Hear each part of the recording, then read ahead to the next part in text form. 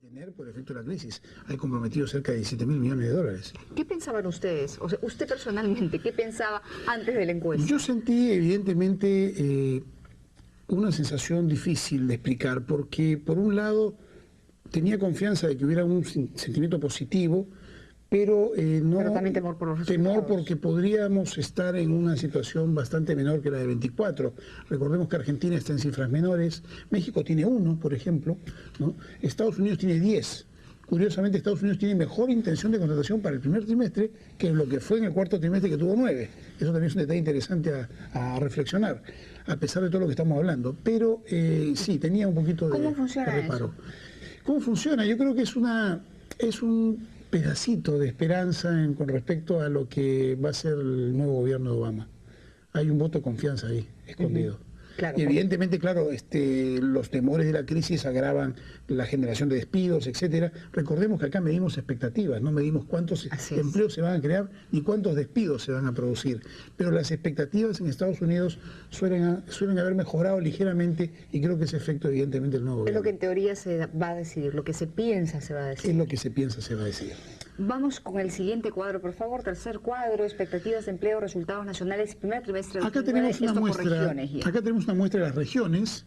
Yo creo que se consolida, se confirma, se reitera trimestre a trimestre que el norte del país, conjuntamente con la Gran Lima, son las regiones del mayor entusiasmo en las intenciones de contratación.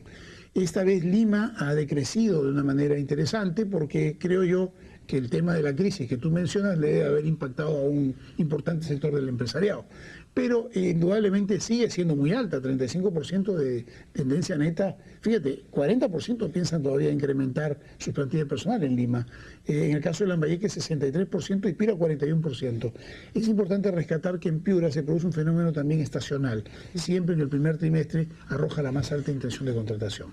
Yo quería rescatar tanto la parte positiva como la negativa. Es decir, la tendencia neta nos da un resultado que se genera luego de restar el incremento con la disminución. Es correcto. Yo pienso contratar a 63, pero... Hay 4 que piensan disminuir.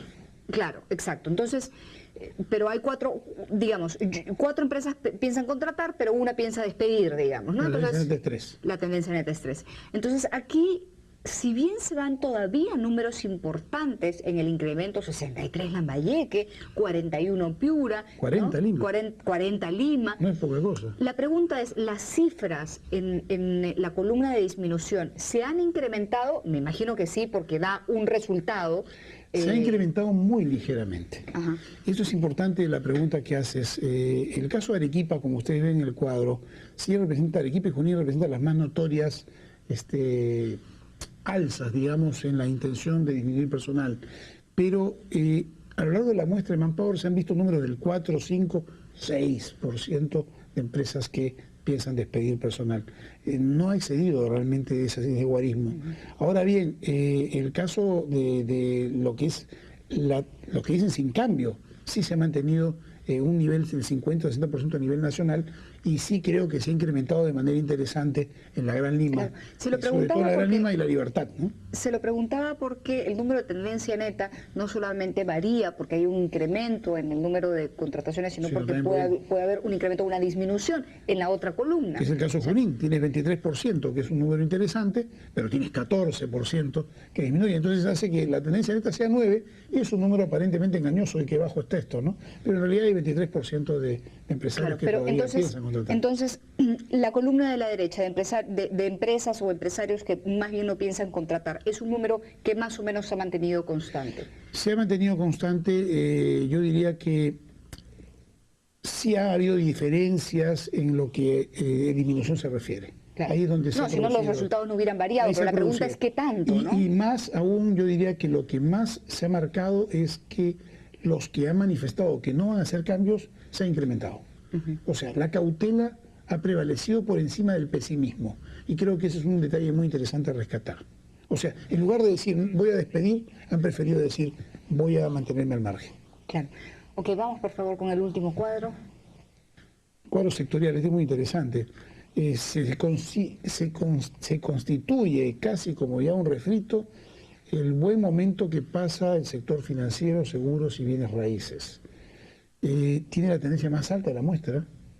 Yo diría que particularmente va jalando el sector construcción como de costumbre, y el sector de transporte y servicios públicos ahora se enlaza como el siguiente animador.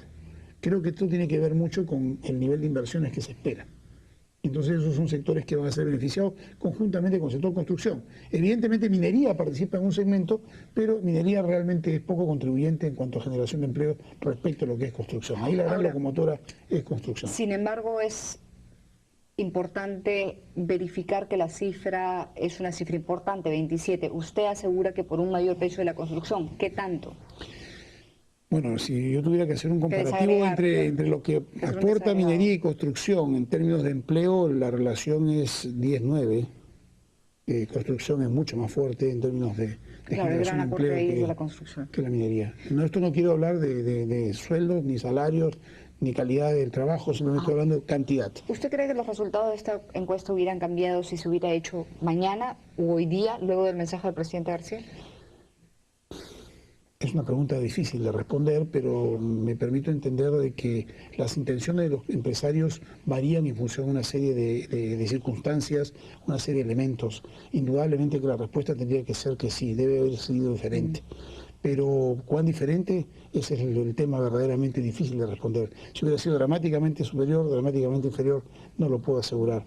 En todo caso, me permito entender de que las señales que está dando el gobierno en este momento van a contribuir a fortalecer esa imagen de empleo para los próximos meses. Vamos a ver qué pasa en el segundo trimestre. Ese va a ser el gran problema. Vamos a mirar qué es lo que va a pasar. Gracias por su presencia. Gracias. Felipe Aguirre, gerente general de Manpower, ha estado con nosotros. Pausa y regresamos.